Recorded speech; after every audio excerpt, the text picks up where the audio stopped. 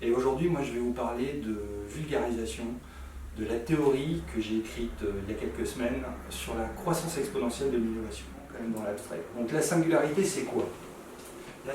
Mais ce qui est intéressant, c'est aujourd'hui, ce que disent les gens, c'est qu'ici, on va arriver dans une phase verticale, okay, un instant grand T, qu'on va appeler grand T, et on va se trouver dans un endroit vertical où finalement l'innovation va accélérer de façon infinie. C'est voilà, cette intelligence artificielle, c'est Google qui va faire des voitures, Google qui va faire des trains, Google qui va faire des navettes spatiales, des avions. Donc finalement, en innovation incrémentale, ça veut dire que, voilà, j'ai une innovation déjà qui existe, ou j'ai une connaissance dans l'état de l'art qui me permet de construire une innovation. Donc, ça veut dire que je la dérive en fait, je la prends et je la transforme en une nouvelle application, en un nouveau truc. Donc ça ok. Alors je peux les grouper toutes seules, ou alors je les connecte 2 par 2, ou 3 par 3, ou 4 par 4, ou n par n, ou alors aucune. Donc finalement, je fais des groupes comme ça, pour monter tous les potentiels que j'ai d'innover à l'instant T. J'ai la capacité de les regrouper. Alors ça ne veut pas dire que chaque regroupement va donner une innovation, mais ça veut dire que c'est ma base sur laquelle je vais travailler pour créer une innovation incrémentale. C'est la somme de k égale 0 à n de tous les CNK. Mais il y a un monsieur, on l'a déjà cité avant, qui était assez intelligent, qui s'appelle Newton, qui a dit que ça, là, ça c'est égal à 2 puissance n.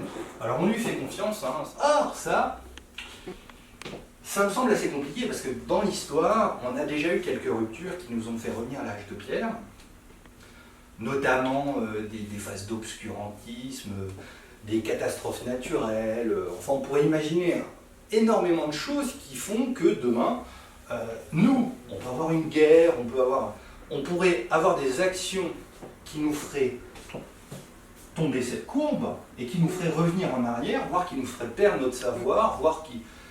On n'a pas la possibilité, aujourd'hui, d'appliquer cette loi de la grande onde. Donc ça veut dire tout simplement hein, que si c'est vrai entre t et t plus 1, c'est pas forcément vrai entre t plus 1 et t plus 1. Nous, on a une forte influence sur ce A de t. Et ça veut dire quoi? Ça veut dire que premièrement, on a un pouvoir d'agir sur cette accélération de l'innovation.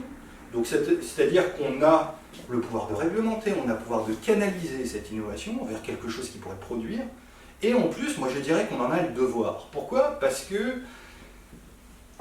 aujourd'hui, les solutions qui existeront demain pour nous sauver un peu de nous-mêmes, c'est-à-dire pour gérer toutes nos problématiques, qu'elles soient environnementales, le réchauffement climatique, qu'elles soient nourrir 7 milliards 200 millions de personnes, ces solutions-là seront des innovations.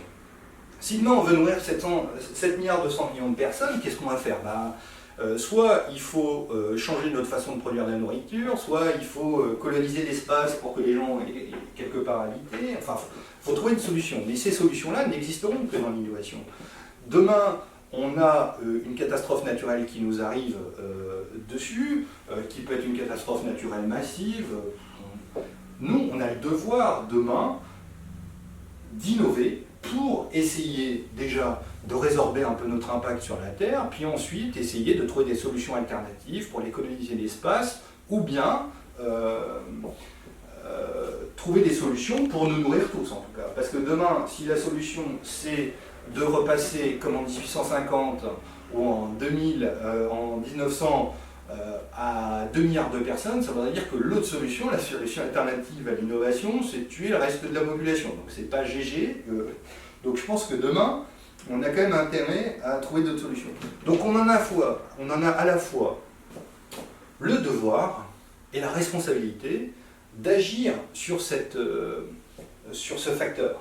Donc c'est notre responsabilité.